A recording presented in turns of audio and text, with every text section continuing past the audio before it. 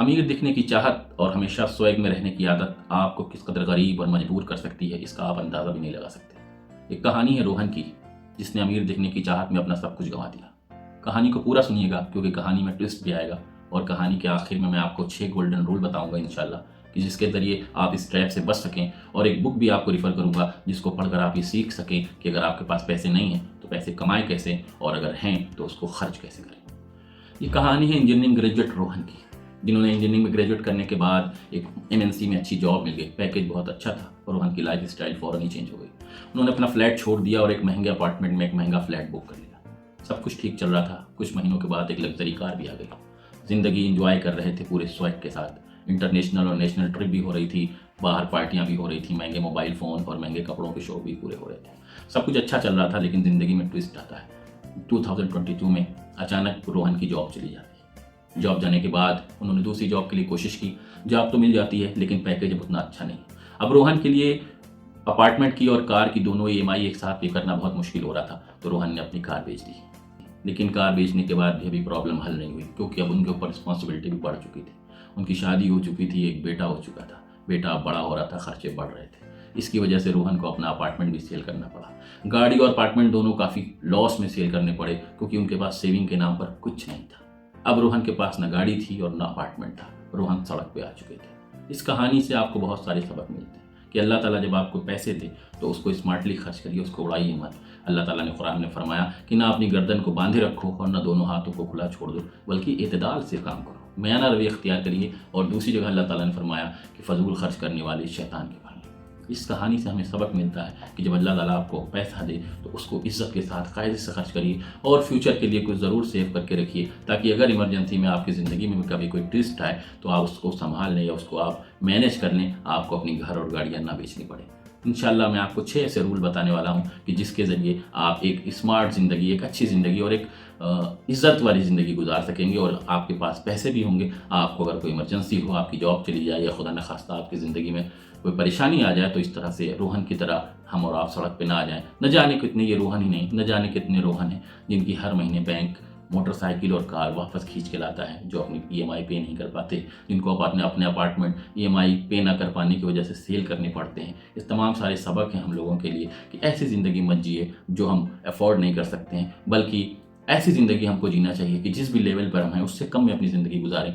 वारन buffet, जिनका ये coat मुझे बहुत पसंद है, वो कहते हैं कि अगर आप वो चीज़ें खरीदेंगे कि जिसकी आपको ज़रूरत नहीं है, तो अनकरीब फ्यूचर में आपको वो चीज़ें बेचनी पड़ेंगी जिनकी आपको ज़रूरत है। इस बात को हमेशा ध्यान में रखें। फजूल खर्ची ना करें, फजूल खर्च करने वाले शैतान के भाई होते हैं। जो 6 गोल्डन रूल हैं, अगर आप इनको प्रैक्टिस करेंगे तो आपकी इन फ्यूचर ज़िंदगी इंशाल्लाह बहुत ही सुकून के साथ गुजरेगी और आपके ऊपर कभी भी फाइनेंशियल बर्डन नहीं आएगा।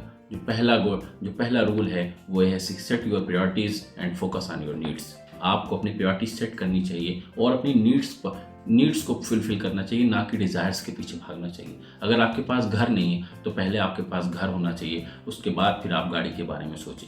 अगर आपकी प्रायोरिटी नहीं सेट है, अगर आपका बच्चा पढ़ने वाला है तो पहले उसकी ट्यूशन फीस होनी चाहिए, उसके बाद आप फिर नेटफ्लिक्स के रिचार्ज के बारे में सोचेंगे। तो अपनी प्रायोरिटीज़ को सेट करें और नीड्स को पूरा फुलफिल करने की कोशिश करें, ना कि डिज़ायर की, क्योंकि नीड्स तो सबकी फुलफिल हो सकती है, डिज़ायर्स तो किसी की पूरी नहीं हो सकती। ट्रैप आप ईएमआई से बचना है। आपको जितना हो सके आप ईएमआई से दूर रहें। ये ईएमआई का ट्रैप इतना ख़तरनाक है कि ये आपको अच्छी अच्छी बातें करते हैं और उसके बाद 20 लाख का सामान आपके 25 लाख का बेचते हैं। कोशिश करें, सेविंग करें। जो भी सामान आप ईएमआई पे लड़ने वाले हैं उसको सेविंग करके 1-2 साल के बाद ख़रीदें, तो वो 20 लाख का सामान आपको 15 लाख और 18 लाख का पड़ेगा और कभी भी वो ये डर नहीं होगा कि आपके घर से वो चला जाएगा। इसलिए हमेशा सेविंग पे फोकस करें। ईएमआई के ट्रैप से बहुत दूर रहें। ये ऐसा जाल है जिसमें सब लोग फंस रहे हैं और फंसने के बाद फिर आप देखें कि मेंटल प्रेशर और एक फाइनेंशियल प्रेशर होता है। तीसरा रूल है वो आपका है वो स्मार्ट परचेज है। आपको अगर आईफोन ही चाहिए तो आईफोन 16 की बजाय अगर आप आईफोन 13 प्रो मैक्स ले लें तो आपका बहुत सारा पैसा बच जाएगा। आपको अगर लग्जरी कार ही चाहिए तो अगर 2 साल पुरानी आप कार ले लेंगे तो आपको अच्छा खासा पैसा बच जाएगा।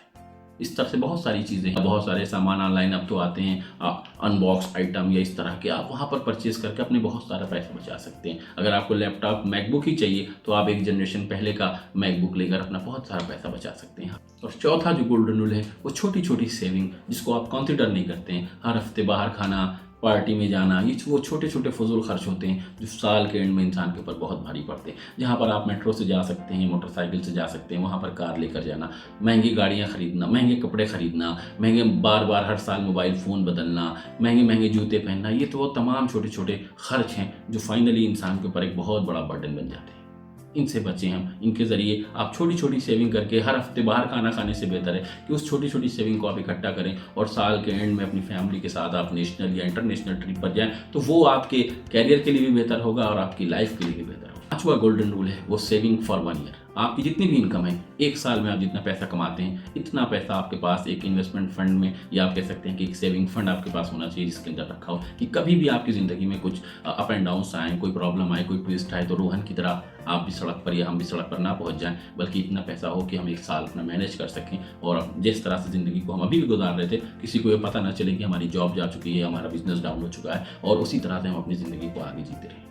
छठा जो गोल्डन रूल है वो है जनरेट पैसिव इनकम। आपके पास 2 इनकम सोर्स ज़रूर होनी चाहिए, एक एक्टिव और एक पैसिव। पैसिव इनकम आपकी सेकेंडरी चीज़ हो सकती है कि अगर कभी आपकी एक्टिव इनकम के ऊपर कोई प्रॉब्लम आए, कोई अप डाउन आए, तो आप पैसिव इनकम के जरिए अपनी जो बेसिक नीड्स हैं उसको पूरा कर सकते हैं। वॉरेन बफेट का एक और कॉल है कि don't put all your eggs in a single bag. अपना सारा सरमाया आप एक ही जगह ना रखें, सेकंड जनरेट इनकम करें। तो ये इंशाल्लाह 6 रूल हैं, अगर हम इसको और आप प्रैक्टिस करेंगे तो हमारे पर एक फाइनेंशियल जो बर्डन इस वक्त हर इंसान फेस कर रहा है उससे हम बच जाएंगे और सुकून के साथ, इज्जत के साथ हम अपनी ज़िंदगी को गुजार सकेंगे। रोहन की तरह या रोहन जैसे बहुतों की तरह हमारी ज़िंदगी में अगर कभी कोई अप डाउन आ जाए तो हमको अपना घर, गाड़ी वगैरह नहीं बेचनी पड़ेगी। अगर आपको ये मेरी बातें अच्छी लगी तो इनको आप दूसरों तक शेयर कर दीजिए। अस्सलाम वालेकुम।